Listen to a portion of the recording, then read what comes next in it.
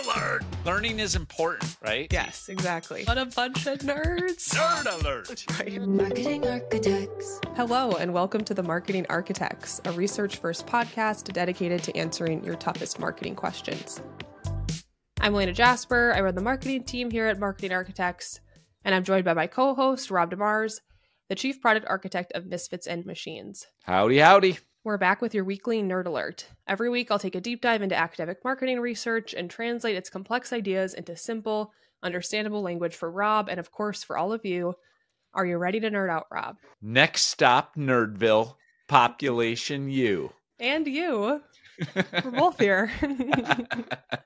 All right, let's get into it. As always, we'll link the research we cover in the episode notes.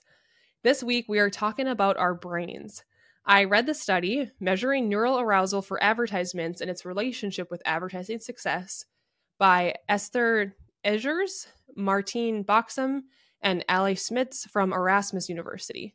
They used brainwave measurements, yes, literally looking at what was happening in somebody's brain, to understand how we react to ads and what that means for advertisers. So, Rob, what would you say is the most advanced way you've ever measured an audience's reaction to an ad? Holy smokes. I'm old, and there's been so many ways throughout the years, from tracking creative with 800 numbers to just traditional pre-testing and focus groups to eye tracking. But I must say the most advanced way is probably within the last year and exploring synthetic audiences with AI. It's actually the most advanced way of checking out audiences is not actually using real audiences. Wow, yeah, I wasn't expecting that. But that's a great point, that that's becoming sort of the new frontier. Well, This research is going to go straight to the source, which is our brains. So the researchers, they used EEGs to track brain activity. Specifically, they were interested in neural arousal, or the intensity of our emotional reactions to different stimuli like ads. But instead of just asking people, how do you feel about this ad, they hooked them up to an EEG machine to directly measure how their brain is responding. But before I get into more details, Rob, how good do you think we humans are at predicting how our brain's going to react to something?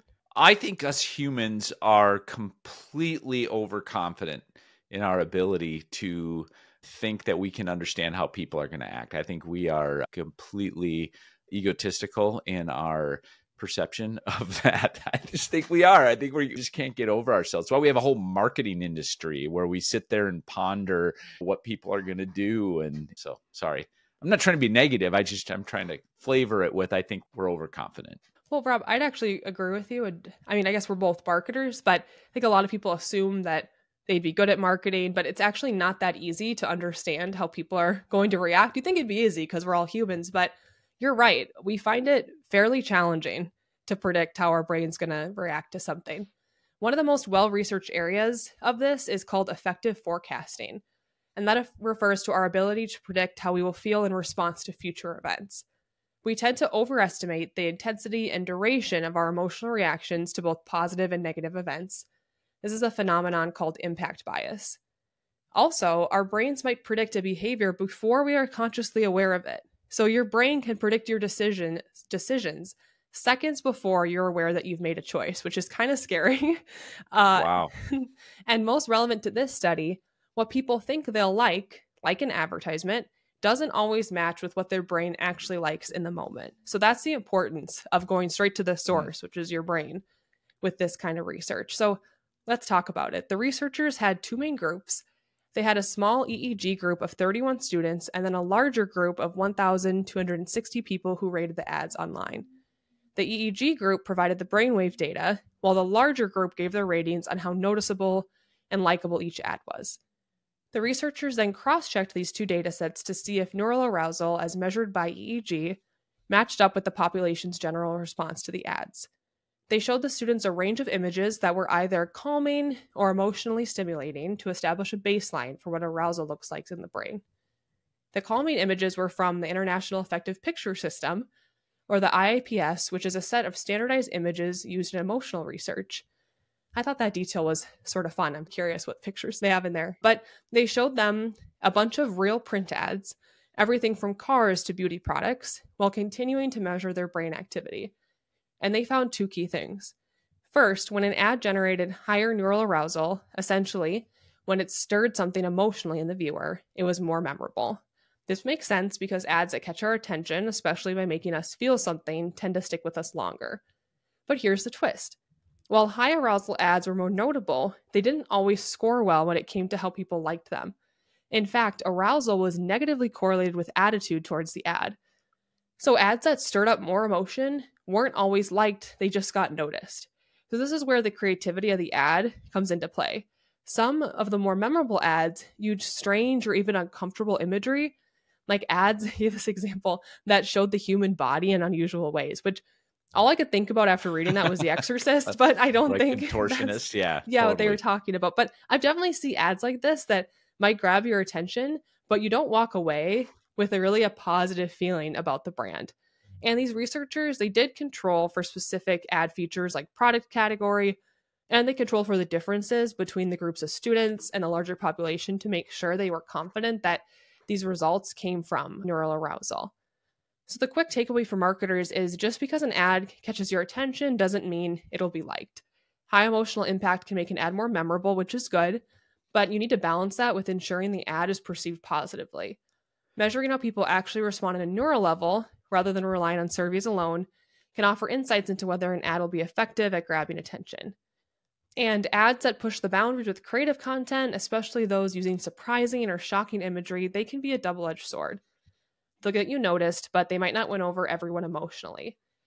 So there's definitely a sweet spot for marketers that we need to find. And now for our Rob GPT. This study is like tuning into your brain's private radio station. Some ads turn up the volume, but not all of them play your favorite song. It reveals that what grabs your brain's attention doesn't always leave a positive impression. Okay, Rob, what did you think of this one? No, that stuff was super interesting, Elena. My one question would be if there's sort of the two phases of the brain's process. One is capturing the attention, right? Good or bad, how is it capturing attention? And then is the takeaway from that attention a positive one? Do you like it? But how does that correlate with effective sales? Because there are times where attention is just attention, right? You don't have to like it in order to generate a sale. But did the research get into that at all? Yeah, this is a really good question. And I didn't really think about this, so I'm glad you asked. No, they just had those two main metrics, like you said, which is notability, or is how memorable is this, and then attitude. And they had a bunch of different things that made up the attitude score. So it wasn't as simple as, do you like it and Sure. do you remember it? But no, not necessarily. They're indicators, like notability, liking an ad. They could help indicate the ad's going to do well, but they don't necessarily guarantee increase sales. So that definitely would be a gap in the study. We've seen it in our own pre-testing that some of those soft positive metrics don't necessarily correlate to persuasion, and is it persuasive? Sometimes ads that you don't like, or they're sad or whatever, they make you feel uncomfortable, they can be highly persuasive. Well, yeah, the Sarah McLachlan ads would be a perfect example Right. of that. Or I know we've had ads in certain categories with advertisers where you try to beat creative forever that might seem really DR, or like creative you don't necessarily like, but you can't beat it. You can't beat it. No. Because certain things just work really well for a category, even if you don't necessarily like it. Correct. When you see it. That's a really good point. I was thinking when you mentioned synthetic audiences, I know that people feel there's controversy with synthetic audiences right now, but that is another great way if we know that humans aren't always good at predicting what they like or how they feel. And you could add in, I know that we do, you could add in more metrics that would help you get to sales effectiveness. So you're not only focused on memorability, attitude. I'm sure when you're doing a study like this, you could only ask so much to people. That's probably why it becomes limited.